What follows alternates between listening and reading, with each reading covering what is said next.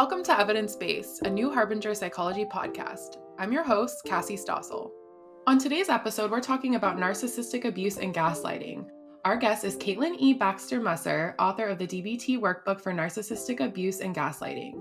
Katelyn is a licensed clinical social worker, EMDRIA approved consultant, and certified in dialectical behavior therapy. In addition to her private practice, she is a national presenter for PESI, having trained thousands of mental health professionals on DBT and intimate partner violence. Hi, Katelyn. Thanks so much for joining me today. Hi, thank you so much for having me. I'm really excited to talk about your book. I think both of the terms narcissistic abuse and gaslighting are very much in the zeitgeist, and people are using these terms more freely. So I think this is a really great conversation to have. And I thought we could kick off. Could you talk about what is narcissistic abuse and how can it unfold in different types of relationships? Absolutely. So I totally agree with you. We're hearing a lot more about narcissistic abuse and gaslighting, which I think is good that we're opening up the conversation about it.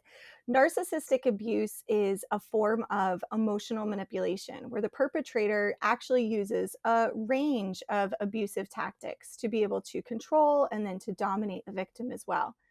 Really, at its core, narcissistic abuse seeks to undermine the person, the victim's sense of self-worth and their autonomy.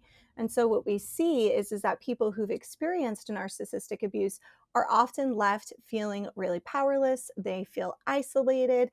They feel really like they're very out of touch with reality, very like everything seems very distorted. They're not sure what's real and what's not. And so perpetrators of narcissistic abuse will use tactics such as gaslighting, manipulation, emotional blackmail, and isolation, just to name a few, as a means of exerting that power and control over their victims. I think one of the things to highlight about narcissistic abuse, and one of the things that makes it so incredibly challenging to identify too, is that narcissistic abuse really escalates over time. So initially when people get into these relationships, right, they're not initially confronted with, the manipulation and the gaslighting. It's those tactics are used really systematically. And so it can be incredibly difficult to recognize narcissistic abuse and then to be able to really break free from that relationship. A lot of times when we talk about narcissistic abuse, we do talk about it within the form of intimate relationships. So dating relationships, with like a partner of any sort. Narcissistic relationships can really exist in the workplace. They can exist within friendships, and they can even exist within families.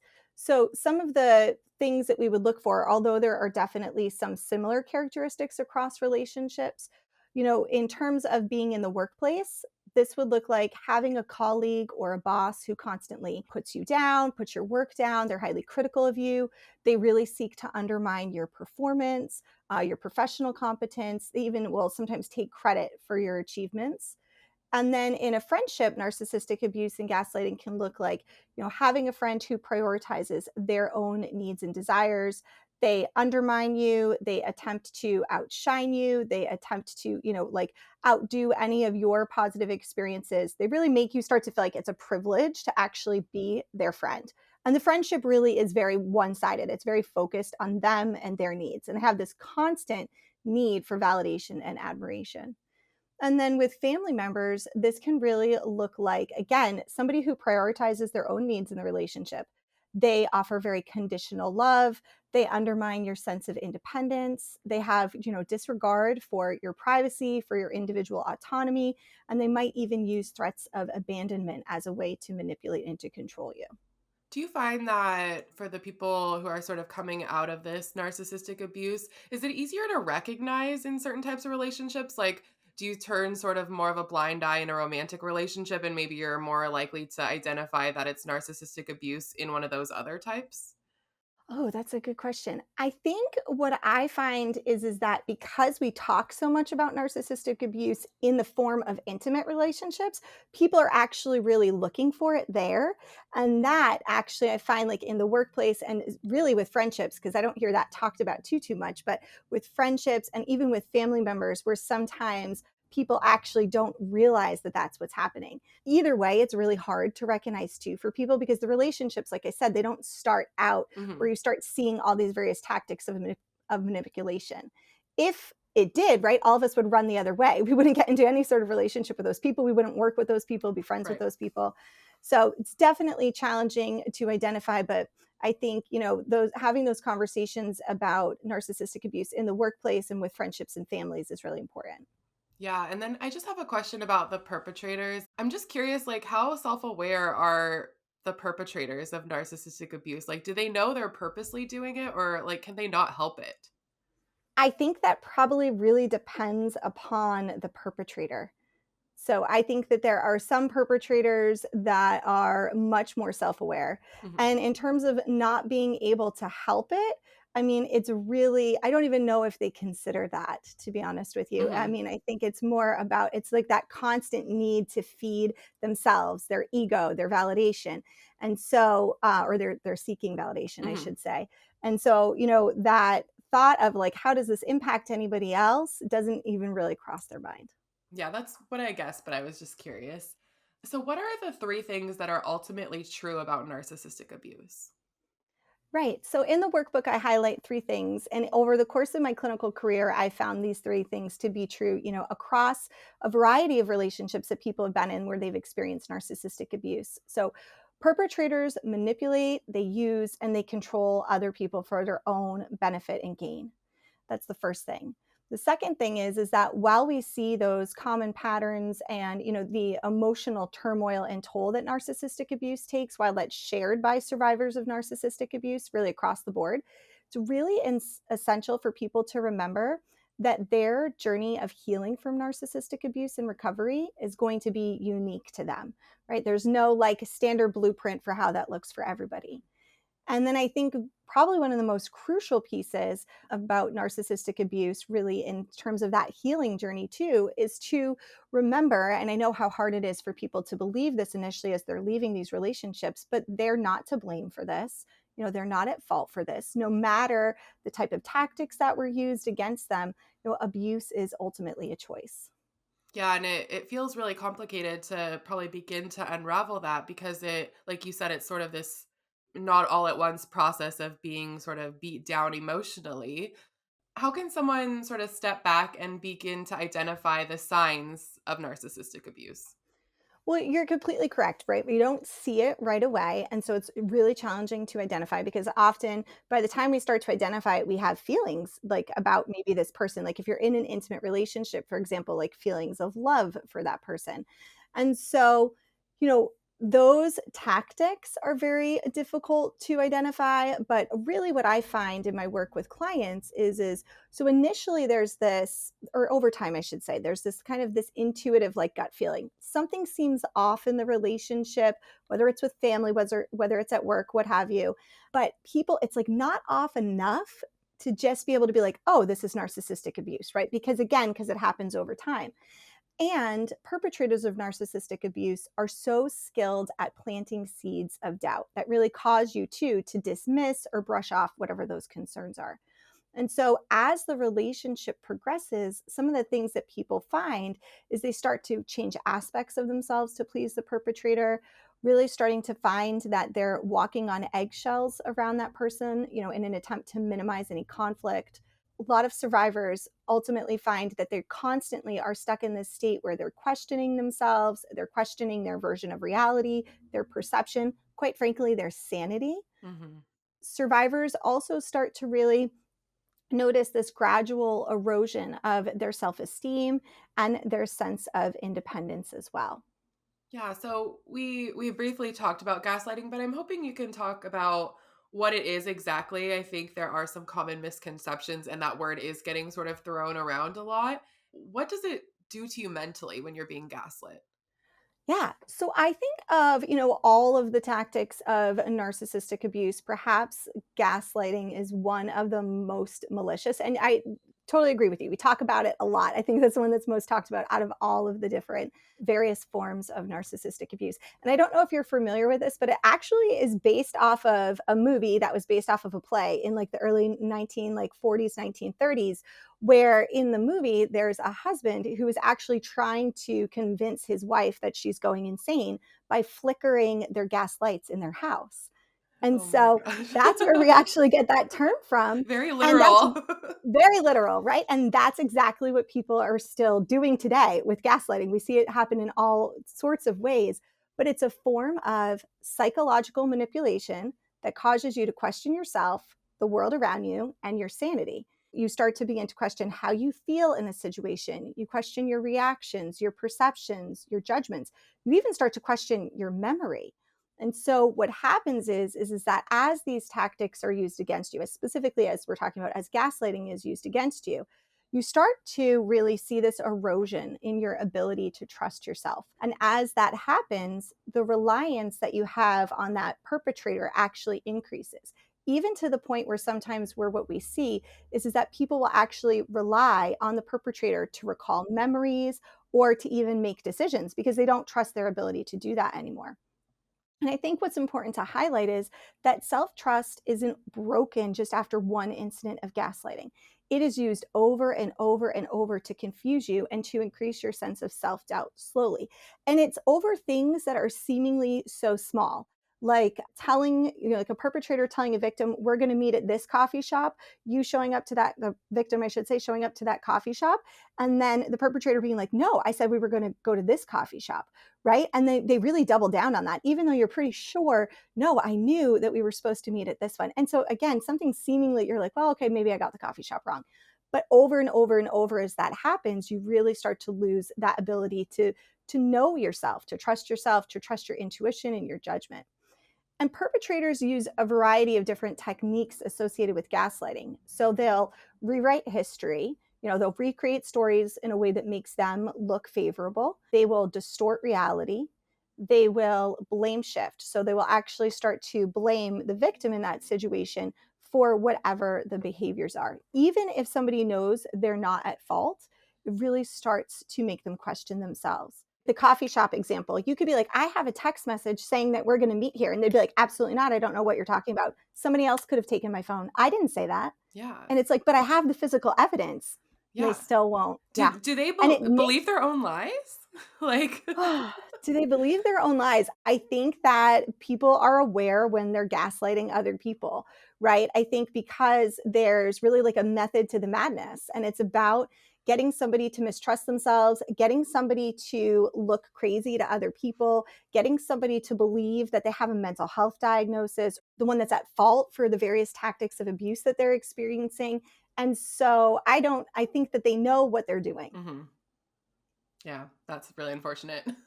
Mhm. So, as somebody who's sort of starting to heal from narcissistic abuse, you talk about different aspects of healing, physical, mental, emotional. What are some of those lingering impacts that you see in people who have survived narcissistic abuse?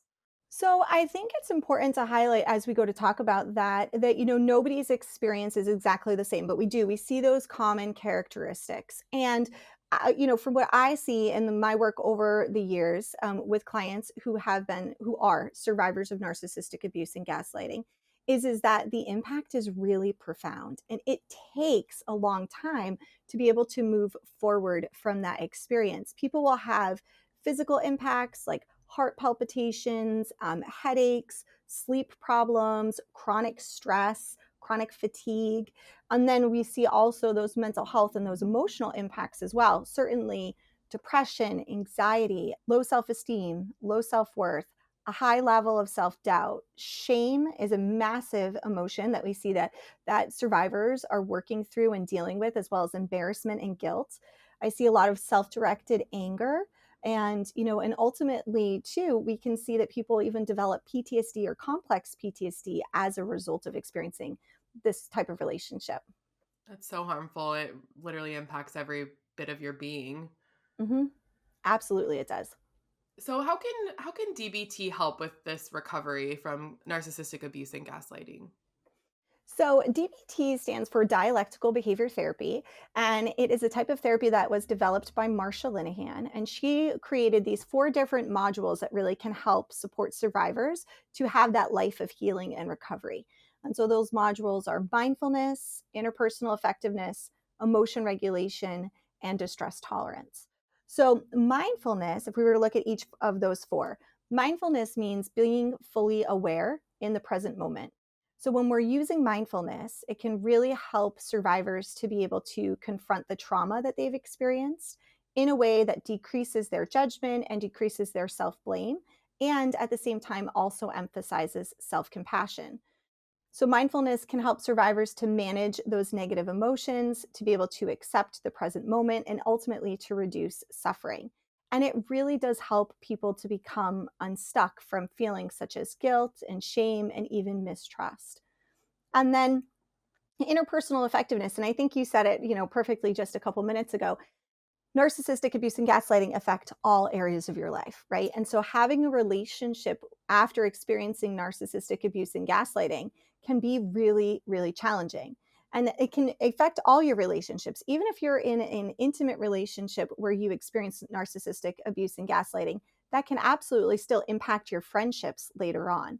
And so what we see is that people, when they are leaving these relationships or when they've left, they really struggle to trust other people. They might constantly worry about upsetting others, living in kind of the state of fear of doing something wrong, really being uncertain about what healthy boundaries are or if they even have the right to set boundaries. And so interpersonal effectiveness skills really will help the readers, I should say, to be able to reestablish their sense of self in relationships, to be able to rebuild and engage in healthy relationships. And then emotion regulation. So we all have emotions, and those are our, internal systems way of communicating with us and with the world around us that we are having some sort of response to whatever that present moment situation is. And perpetrators of narcissistic abuse and gaslighting create situations where people really feel emotionally disoriented. And so over time, what happens is that survivors start to mistrust their internal experiences. They start to believe that there's something wrong with them. And so, those perpetrators of narcissistic abuse really try and convince victims that their emotions are wrong by minimizing their emotions and even by just denying their emotional experiences. So, emotion regulation skills really help people to reconnect to their emotions, to relearn what those emotions are, to be able to believe that their emotions are valid and accurate, and that our emotions are essential. And then those skills really help to have people develop ways to manage their emotions. And then lastly, we have distress tolerance skills. So even though somebody is no longer in a relationship where they're experiencing narcissistic abuse and gaslighting, they might still have intrusive thoughts and emotions that trigger distress. And it can really feel like you're getting like hit with a tidal wave of those emotions. And so sometimes people might actually engage in maladaptive coping mechanisms to manage that kind of that tidal wave of emotions, or they might just try and completely avoid their emotional experiences altogether. And so, distress tolerance skills can help people to manage those distressing and painful thoughts and emotions and situations related to the abuse that they've experienced. So, these are skills that are very effective, they work very quickly, and they help clients to cope with the triggers of abuse. Yeah, so I want to break down a lot of what you just said and ask a few follow-up questions. So you mentioned self-compassion. Can you talk about like what an example of that in action looks like for our survivor of narcissistic abuse? Absolutely. So, self compassion is really incredibly crucial when people are trying to move forward and heal from narcissistic abuse and gaslighting. And so, people often have these overwhelming negative emotions, negative self talk, these automatic negative thoughts. Those are all common experiences. And so, self compassion really helps to foster self awareness. Self acceptance and even self validation. And so, in the workbook, I highlight a couple of different ways that people can start to practice self compassion. One of my personal favorites, and I know one of my clients' personal favorites, is to identify different affirmations that can really help support the development of self compassion. So, like I'm healing from the effects of gaslighting one step at a time. I can trust myself. I'm worthy, those sorts of things. And then what I, have people do is to take those affirmations and pick like one per day or one per week, depending upon how they want to do it. Get a whiteboard marker and write on your bathroom mirror whatever that affirmation is. And then every time that you go in to the bathroom to shower, to brush your teeth, you have that affirmation right there as a reminder. You can literally say it out loud to yourself and say it when you're actually seeing yourself in the mirror. And it's really powerful because as people start to practice these affirmations, then these affirmations and this belief in these affirmations will really start to replace that negative self-talk. And you can even do that with sticky notes too. Writing those affirmations on sticky notes, putting them different places around the house, that you frequent. So there's a lot of different ways to start to practice self-compassion.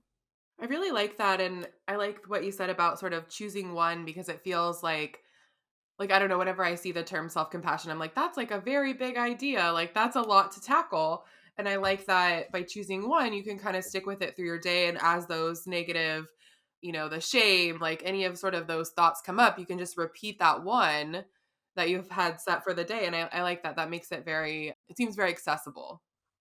Absolutely. I think it makes it a little bit more tangible, right? Because I totally agree with you. When you first hear about self compassion, it can be like, oh, that's a little bit overwhelming, or like, how do I practice that?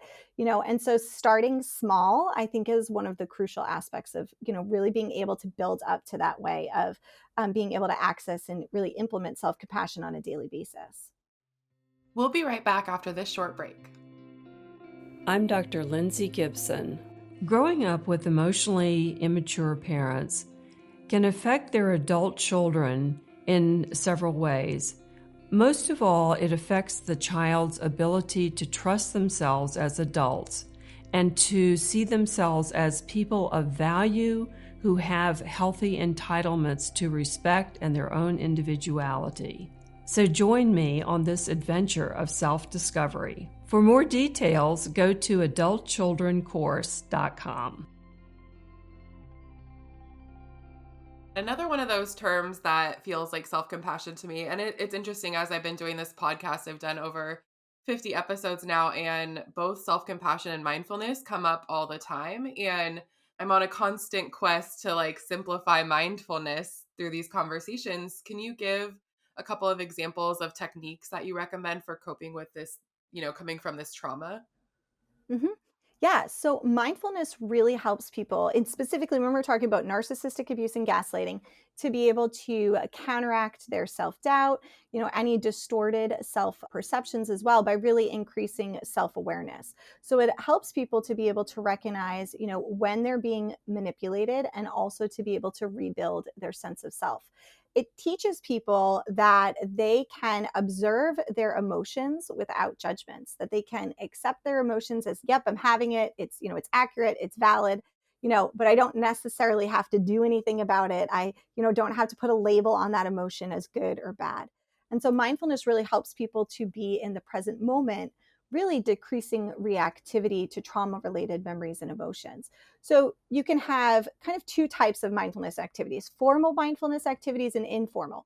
So, formal mindfulness activities are things that are really structured, very intentional. So, like sitting down to do a body scan exercise. And then you can have more informal mindfulness practices. These are things that you can integrate into your everyday activities. So, they're flexible, they're less structured. They can happen really whenever you decide that you want them to happen. So, it can even look like, just mindfully walking to your car after being at the supermarket. One of my most favorite activities to do, and I mention it in the workbook, is something called color breathing. Really, and I talk with clients about this all of the time. When somebody's out somewhere and they get triggered, obviously that can be really overwhelming, and people might start to feel like, oh gosh, like what coping skill do I use? How do I deal with this? Well, the great thing is we always have our breath with us. So I tell my clients all the time, that's our most portable coping skill. So there's a lot of different ways that you can use your breath to help re-regulate, because just by taking several deep breaths will naturally help to reset our nervous system. So what color breathing is it has you identify two different colors. So let's first identify how we're feeling inside. Maybe I'm feeling anxious and I put a color to that. So maybe my color that represents my anxiety is like orange. And what I want to feel instead is, a sense of peace. And so the color I put to that is the color purple. And so then what we have people do is actually, when they breathe in through their nose, imagine breathing in peace, but imagine breathing in the color purple. And as you're breathing out, you imagine breathing out that anxiety, but you're breathing out the color orange. So it gives a nice visual to the breath that you're doing. And what people find over time is like the orange color will start to maybe become more muted or lighter, or even times people will report that all of a sudden they recognize they're breathing in the purple, like the calmness, and they're breathing out the purple as well. And it really just helps people to reset. I really like that. That actually reminds me of I'm working through the Artist's Way book, and one of the concepts is each week you choose an artist date, and this week my plan is to do a color walk, and that really sounds similar where I'm going to choose a color and I'm going to walk until I count 20 of those things, and that really actually sounds like mindfulness from what you just Hmm. said. Yeah, absolutely. It definitely sounds like a practice of mindfulness. Yeah, cool. Doing it and I didn't even know it. See, you're getting the hang of it. Exactly. Since narcissistic abuse and gaslighting distorts that idea of what is healthy and what's not, what are some key elements of a healthy relationship for someone healing through this? How can they start to identify what they're looking for in a healthy relationship? So, whether somebody is, in friendships with family members, with coworkers, or in those intimate partner relationships, there are really these kind of foundational overlapping elements that we look for within healthy relationships. So, things like honesty, mutual respect, open communication, having healthy boundaries. So, being able to set those boundaries without feeling guilty and having those boundaries respected. Also, trust and really a respect of each other's individuality as well. So if you're in a relationship, maybe not intimate relationship, maybe it's a family member who is perpetrating this narcissistic abuse, is there a way to work through that while also still being in a relationship with them? It's important first off to recognize that when we're in those relationships that it's really incredibly challenging. When exiting those relationships, cutting off those relationships as you put it isn't really the first option. Mhm. And so acknowledging that that's challenging, I think is and beyond challenging. It's like challenging with in bold letters. It's really hard to do. What we have to then recognize is we can't control other people, but we can control ourselves. So as we start to recognize those tactics of narcissistic abuse, right, and gaslighting, we can use mindfulness to become more aware of those. We can use our interpersonal effectiveness skills to set boundaries. We can use our distress tolerance skills when we're around somebody, if we're in relationship with them and we feel triggered.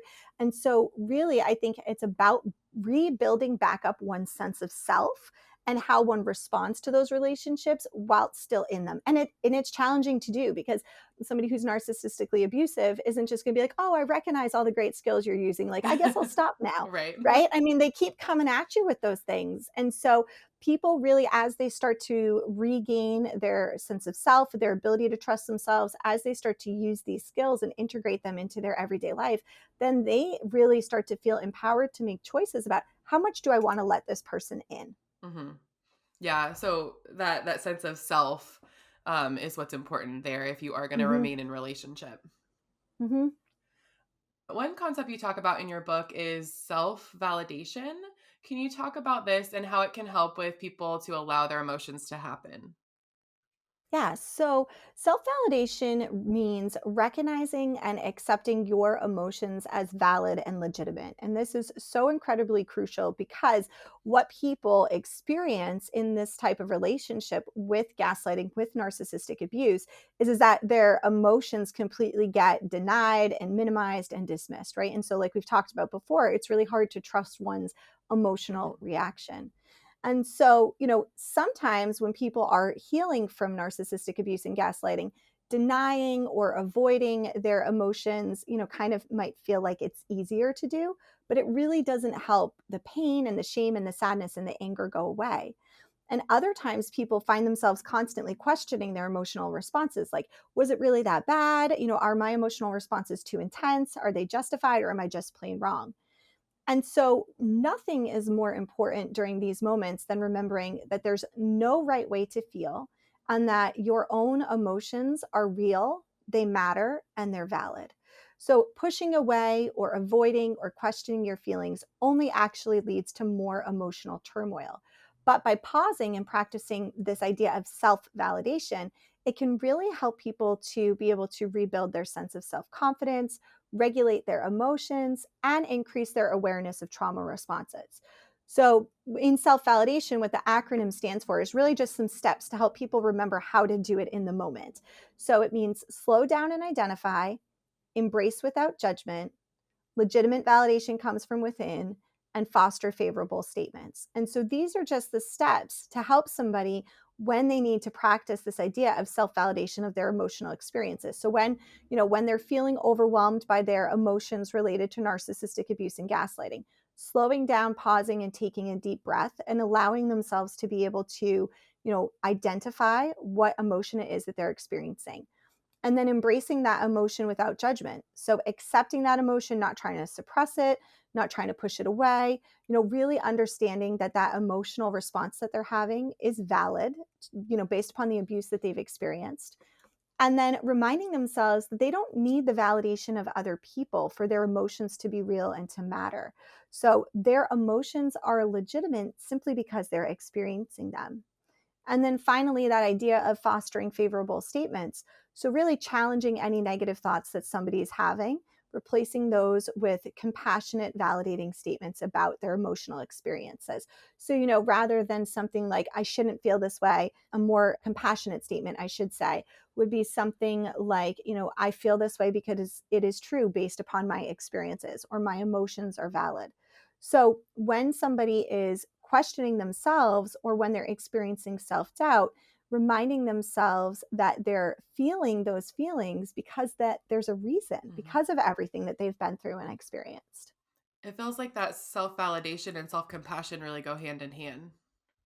Yeah, absolutely. I think so. I mean, self-compassion, really about like turning inward, approaching ourselves with kindness, with the same love, the same level of compassion that we would treat other people with. And that self-validation is really listening to ourselves, acknowledging, our emotions and our experiences when without, I should say, having to seek that validation from other people. And it really ultimately helps us to build that emotional resilience back. In terms of that connection between self validation and self compassion, when we practice self validation, it will actually help us to foster self compassion. That makes a lot of sense because I think the first step is realizing that those feelings are valid before you can have sort of that compassionate eye toward them. So that really makes a lot of sense. So Katelyn, as we're starting to wrap up, I want to ask about, as survivors move past the trauma, how can they begin to build healthy foundations? So, I've worked with so many clients who've experienced narcissistic abuse and gaslighting who really feel as if, as they start to come out of these relationships, like they are constantly living in a fog. They really feel unsure of themselves and the world around them. And for so many people, it can really feel like that fog is never going to lift, right? That life is never going to be good again, or they're never going to be happy again. And they can really start to feel like it's impossible to move forward with healing from narcissistic abuse and gaslighting. And so, for survivors to be able to build healthy foundations, I think first there's two elements to highlight that are really important. The first element is believing that change is possible. And then the second element is recognizing that they are deserving of that healing, that they are deserving of all of the good things that their life has to offer them. And really, my hope with the workbook is that it provides clients some actual tangible skills to help to build those foundations to be able to move forward. So, in the final chapter of that workbook, there are a variety of different activities that we talk about. And one of kind of my most favorite to highlight here for today is really offering survivors this place to reflect on their journey. So often, when we are working with survivors of narcissistic abuse and gaslighting, when we're talking about that healing journey, I liken it to like climbing a mountain. So, individuals, survivors, they might find themselves really consumed by the peak of that mountain, like getting to the end of that healing journey, reclaiming their life and rebuilding. And what happens is when we become really focused on that, it can become kind of stressful because we feel this like intensity or this push behind, we have to get there. And so I'm constantly reminding clients that what we also want to do is take a moment to pause, to look back at how far we've already come. So just like looking up at the top of the mountain can be motivating because we want to get there, it also can be so helpful to take a moment to look and pause and reflect on how much progress we've made. Allowing ourselves to acknowledge the challenges that we faced, celebrating each step forward that people have been able to take in their healing journey. And this can really offer a valuable perspective. It can help with motivation, and it can provide a sense of achievement as well. So, in that final chapter of the book, there's a section where clients or readers can do just that, where they can talk about, how they've grown emotionally and mentally since starting their healing journey, how they have increased their understanding of self love and self compassion in their recovery process, and really taking moments to reflect on specific aspects of their healing process where they feel empowered. I love that so much. And I think that's also just a great reminder that healing isn't linear. So it is important to recognize those milestones along the journey. So I think that's a really, powerful way to sort of wrap up the work that people are going to do in your workbook. And I think that's a good place for us to stop unless you have any final thoughts for the listeners. No, I think that's a great place to stop. I'm just really excited to share the workbook with survivors of narcissistic abuse and gaslighting, and excited for them to be able to walk that journey, having some tangible skills to help support them in doing so. Me too. Thanks so much, Katelyn. Thanks for joining me today. Thank you so much, Cassie.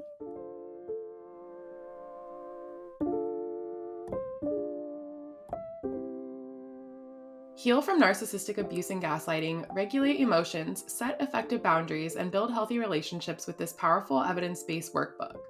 Are you caught in an emotionally abusive relationship with a narcissist or attempting to recover from one? Are you being gaslit by an intimate partner, family member, or coworker?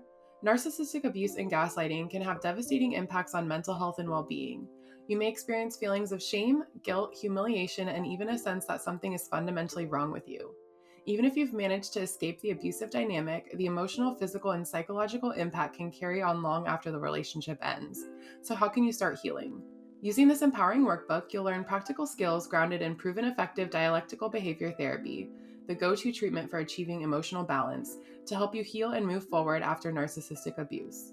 Throughout the book, you'll find targeted exercises for specific trauma symptoms to help you rebuild your shattered self-esteem and confidence, learn how to trust again, and make certain you can recognize red flags in the future.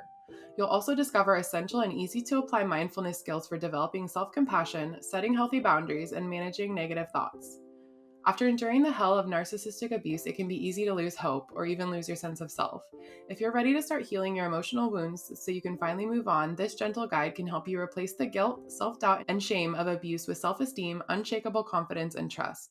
Visit our website at www.newharbinger.com and use coupon code podcast25 to receive 25% off your entire order. New Harbinger Publications is an independent, employee-owned publisher of books on psychology, health, spirituality, and personal growth.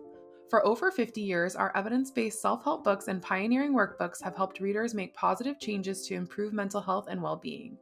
Founded by psychologists Matthew McKay and Patrick Fanning, New Harbinger is proud to be an employee-owned company. Our books reflect our core values of integrity, sustainability, compassion, and trust. Written by leaders in the field and recommended by therapists worldwide, New Harbinger books are practical, accessible, and provide real tools for real change. Join the New Harbinger Clinicians Club, a free membership club exclusively for mental health professionals. Sign up today and you'll receive a special welcome gift, 35% off all professional books, free client resources, free ebooks throughout the year, access to private sales, a subscription to our Quick Tips for Therapists email program, and more. Visit newharbinger.com/clinicians-club for more information. Do you have an idea for another episode? Do you want to send us a message? Our email address is podcast@newharbinger.com. We'd love to hear from you. This podcast was edited by Jesse Fancushion. If you enjoyed today's episode, we'd love if you rated, reviewed, and subscribed to the show, and we hope that you might share it with anyone who could benefit from the content. This podcast is not a substitute for counseling with a licensed provider.